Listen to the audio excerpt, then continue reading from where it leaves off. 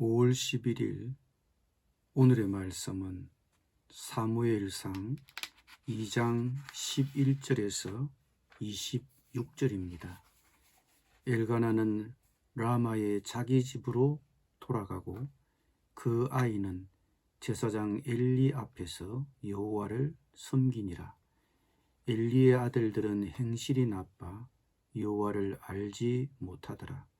그 제사장들이 백성에게 행하는 간섭은 이러하니 곧 어떤 사람이 제사를 드리고 그 고기를 삶을 때에 제사장의 사환이 손에 3살 갈고리를 가지고 와서 그것으로 냄비에나 솥에나 큰 소대나 가마에 찔러 넣어 갈고리에 걸려 나오는 것은 제사장이 자기 것으로 가지되 실로에서 그곳에 온 모든 이스라엘 사람에게 이같이 할 뿐 아니라 기름을 태우기 전에도 제사장의 사환이 와서 제사 드리는 사람에게 이르기를 제사장에게 구워드릴 고기를 내라.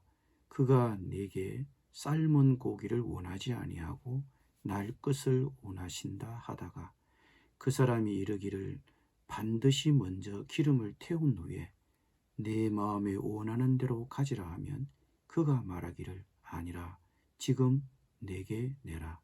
그렇지 아니하면 내가 억지로 빼앗으리라 하였으니 이 소년들의 죄가 여호와 앞에 심히 크면 그들이 여호와의 제사를 멸시함이었더라. 사무엘은 어렸을 때에 세마포 에봇을 입고 여호와 앞에서 섬겼더라.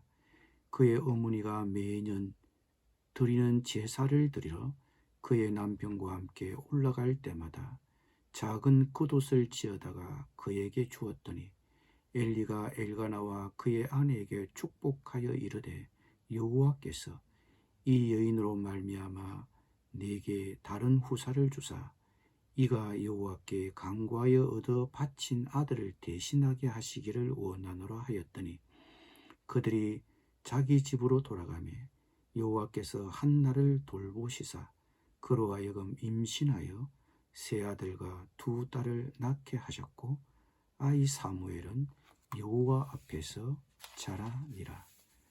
엘리가 매우 늙었더니 그의 아들들이 온 이스라엘에게 행한 모든 일과 해망문에서 수종드는 여인들과 동침하였음을 듣고 그들에게 이르되 너희가 어찌하여 이런 일을 하느냐. 내가 너희의 악행을 이 모든 백성에게서 듣노라. 내 아들들아 그리하지 말라. 내게 들리는 소문이 좋지 아니하니라.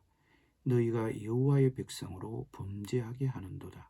사람이 사람에게 범죄하면 하나님이 심판하시려니와 만일 사람이 여호와께 범죄하면 누가 그를 위하여 강구하겠느냐 하되 그들이 자기 아버지의 말을 듣지 아니하였으니 이는 여호와께서 그들을 죽이기로 뜻하셨음이더라. 아이 사무엘이 점점 자라매 여호와와 사람들에게 은총을 두 받더라. 아멘.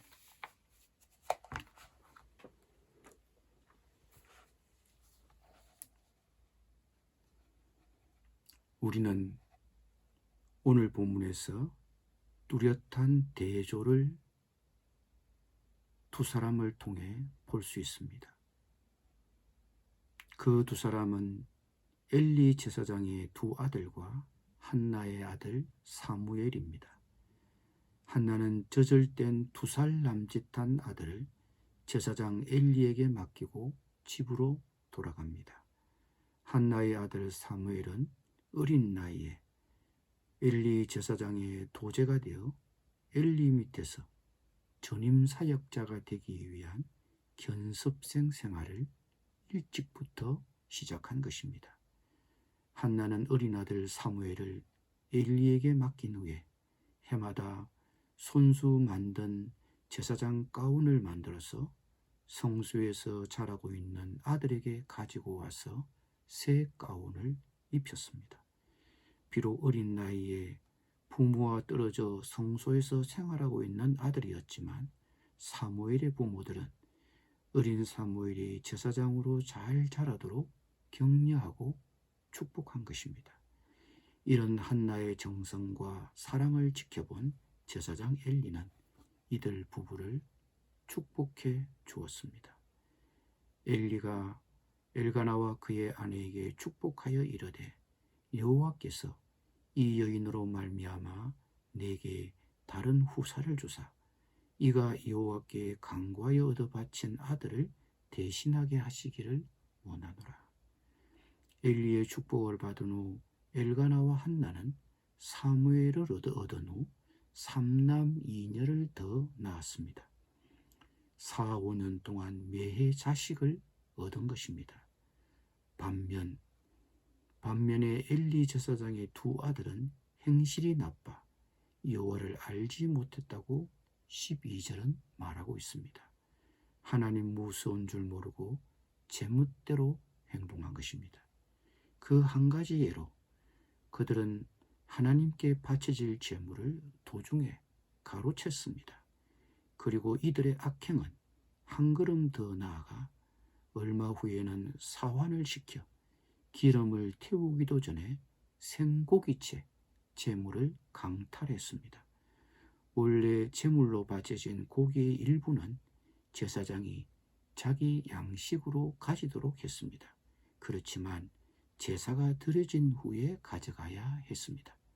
그러나 엘리의 두 아들은 고기의 지방이 태워지기 전에 구워 먹기에 좋도록 태우기 전에 생고기채 자기들의 몫을 달라고 한 것입니다. 제사 드린 후에 가져가려고 하니까 뺏어갔습니다.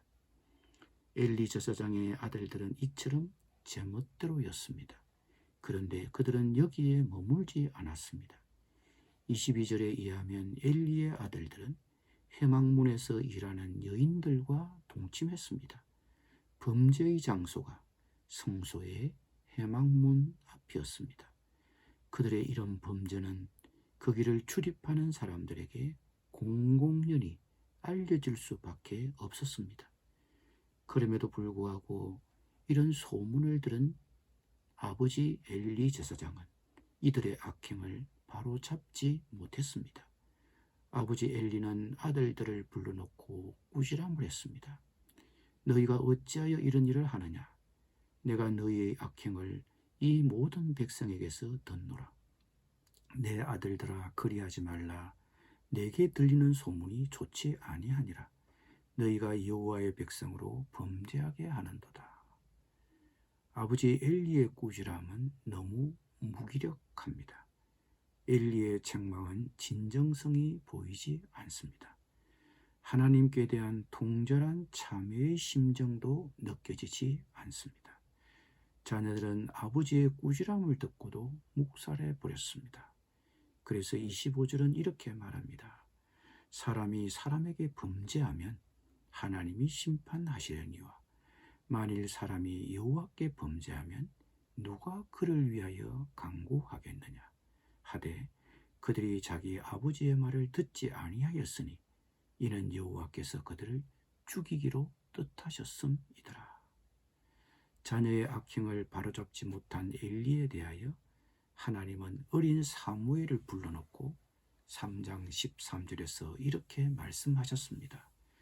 내가 그의 집을 영원토록 심판하겠다고 그에게 말한 것은 그가 아는 제약 때문이니 이는 그가 자기의 아들들이 저주를 자청하되 금하지 아니하였음이니라. 모든 부모는 자녀를 기름에 있어 나름대로의 철학을 갖고 있습니다. 자기를 길러주셨던 부모의 양육 방식을 무의식 중에 따르거나 자기 부모의 양육 방식에 대한 거부감으로 정반대의 방법을 따르기도 합니다.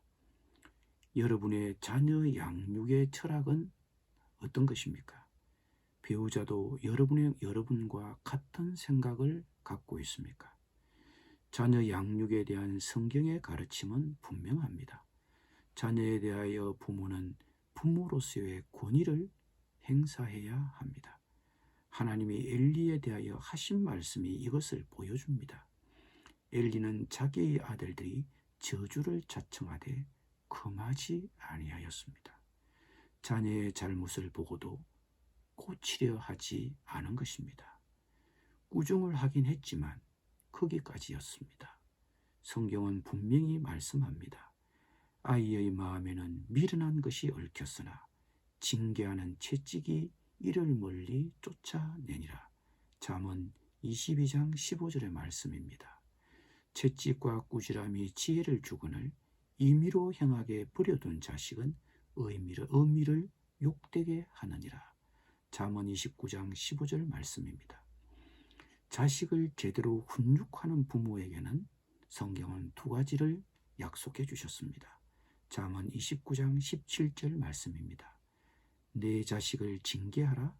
그리하면 그가 너를 평안하게 하겠고 또 내 마음에 기쁨을 주리라. 부모가 자녀를 제대로 징계하면 부모는 그 자녀로 인해 기뻐하게 됩니다. 그러나 엘리 제사장은 자녀의 악행을 보고도 진정한 마음을 갖고 책망하지 않았습니다. 하나님은 그에게 부모로서의 권위를 제대로 행사하지 않았기 때문에 책임을 물으셨습니다.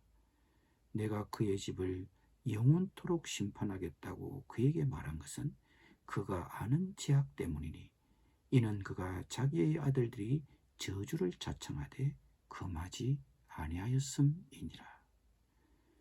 자녀의 잘못을 보면 분명하게 징계하십시오. 자녀를 제대로 징계하면 부모는 그 자녀로 인해 평안을 누리고 기쁨을 얻을 것입니다. 기도드리겠습니다. 주님, 자녀의 잘못을 볼 때 분명히 징계할 수 있는 용기를 주시옵소서. 그리하여 그 자녀로 인해 평안을 누리고 기쁨을 얻게 하여 주옵소서. 예수님의 이름으로 기도드립니다. 아멘.